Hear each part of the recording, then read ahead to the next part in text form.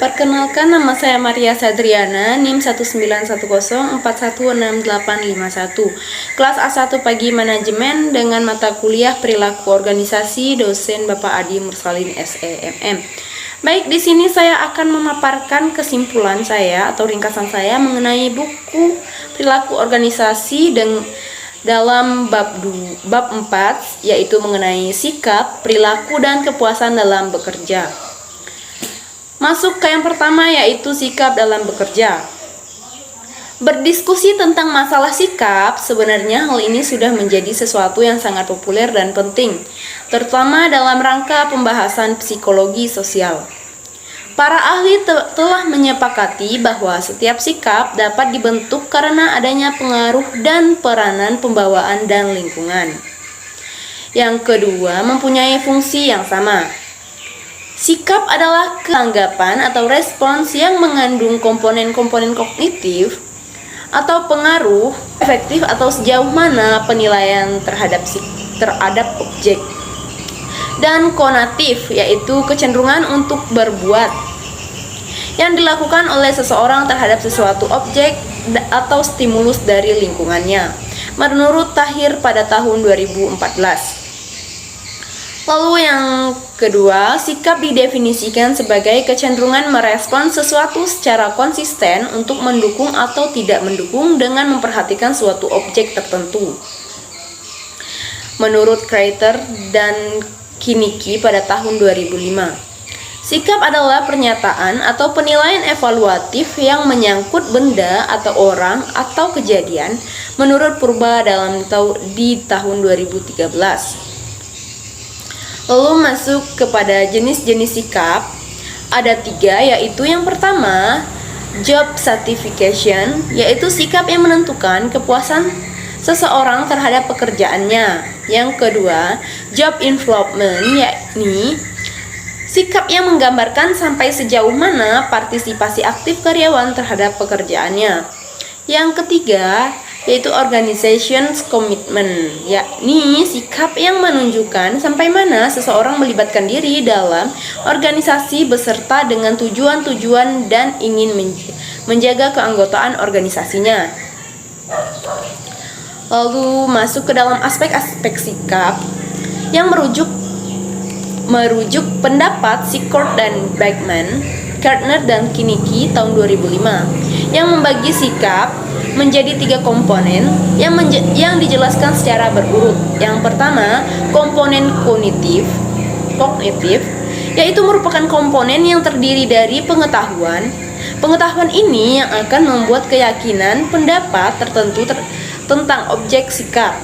Yang kedua, yaitu komponen efektif, merupakan komponen yang berhubungan dengan perasaan senang atau tidak, sehingga bersifat evaluatif. Komponen ini erat hubungannya dengan sistem nilai yang dianut pemilik objek atau pemilik sikap. Yang ketiga, komponen konatif merupakan komponen sikap yang berupa kesiapan seseorang untuk berperilaku yang berhubungan dengan objek sikap, menurut Kreiter dan Kiniki pada tahun 2005. Lalu terdapat 4 karakter sikap, yaitu yang pertama, objek, karena ada sesuatu yang disikapi sebab tidak ada sikap tanpa objek. Yang kedua, mengarah, karena setiap objek ada arahnya, maka sikap mengarah kepada objek yang disikapi. Lalu yang ketiga, berintensitas atau sederajat, karena dalam sikap ditanyakan sejauh mana atau seberapa tinggi rendah sikapnya. Yang keempat, berstruktur, karena dalam sikap itu ada komponen-komponen yang secara intern terbentuk dengan sendirinya, yaitu komponen kognitif, efektif yang saling menjalin, menurut Tahir pada tahun 2014.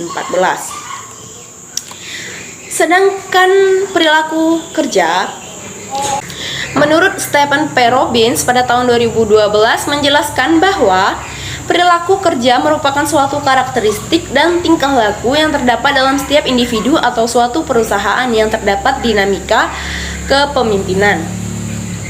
Perilaku kerja meliputi kepribadian, harga diri, pemantauan diri, dan kecenderungan untuk menanggung resiko. Perilaku kerja lebih cenderung kepada pokok kepribadian, karena kepribadian menggambarkan perilaku seseorang individu. Karakter mencakup perasaan malu, keagresifan, sikap patuh, kemalasan, ambisi, kesetiaan, dan sikap takut dan malu. Lalu menurut Sinamu Watton pada tahun 2005 dalam Tahir 2014, ada 8 paradigma perilaku kerja utama yang sanggup menjadi basis keberhasilan baik di tingkat pribadi, organisasi, maupun sosial. Yaitu yang pertama, bekerja tulus, yang kedua, bekerja dengan tuntas, yang ketiga, bekerja dengan benar, yang keempat, bekerja dengan keras, yang kelima, bekerja dengan serius, yang keenam, bekerja dengan kreatif, yang ketujuh, bekerja dengan unggul, yang kedelapan, bekerja dengan sempurna. Lalu selanjutnya, ada beberapa faktor yang mempengaruhi perilaku manusia, seperti yang diutarakan oleh Carter dan Kinnicky pada tahun 2003, yaitu yang pertama, motivasi. Motivasi pada dasarnya berusaha bagaimana menguatkan, mengarahkan, memelihara, dan membuat perilaku individu agar setiap individu bekerja sesuai dengan keinginan pimpinan. Dapat dikatakan, teori ini merupakan proses sebab akibat bagaimana seseorang bekerja serta hasil apa yang akan diperoleh. Jadi, hasil yang akan dicapai tercermin pada bagaimana proses kegiatan yang dilakukan seseorang. Lalu yang kedua, sikap. Sikap didefinisikan sebagai kecenderungan merespon sesuatu secara konsisten untuk mendukung atau tidak mendukung dengan memperhatikan suatu objek. Mewakili keyakinan yang mempengaruhi perilaku pada seluruh situasi. Sikap hanya berkaitan dengan perilaku yang diarahkan pada objek atau orang atau situasi tertentu. Lalu yang ketiga, keyakinan. Keyakinan seseorang merupakan representasi mental lingkungan yang relevan, lengkap dengan hubungan sebab dan akibat dipelajari yang ada. Keyakinan merupakan hasil dari pengamatan langsung dan kesimpulan dari hubungan yang dipelajari sebelumnya. Lalu yang keempat, imbalan dan hukuman. Sifat imbalan atau hukuman yang dilaksanakan sangat mempengaruhi perilaku individu. Teori motivasi pengukuhan ini didasarkan sebab dan akibat dari perilaku dengan pemberian kompensasi. Misalnya, promosi tergantung dari presentasi yang selalu dipertahankan, bertautan dengan hubungan antara perilaku dan kejadian yang mengikuti perilaku itu. Lalu yang kelima, budaya. Budaya juga membantu anggota organisasi dalam membenarkan perilaku yang sudah ada dan merupakan aset berharga. Jika perilaku tersebut tidak sesuai, maka penguatan ini akan menjadi beban liability. Lalu masuk kepada perilaku kerja yang terjadi di suatu perusahaan tersebut dapat dipengaruhi oleh beberapa faktor seperti sebagai berikut ya. Yang pertama, lingkungan kerja di dalam suatu lingkungan kerja. Suatu lingkungan kerja harus benar-benar dapat memberikan rasa aman bagi para pekerja. Para pekerja atau karyawan menaruh perhatian yang benar terhadap lingkungan kerja, baik dari segi kenyamanan pribadi maupun kemudahan untuk melakukan pekerjaan dengan baik. Lingkungan fisik yang aman, nyaman, bersih, dan memiliki tingkat gangguan minimum sangat disukai oleh para pekerja. Lalu yang kedua, konflik.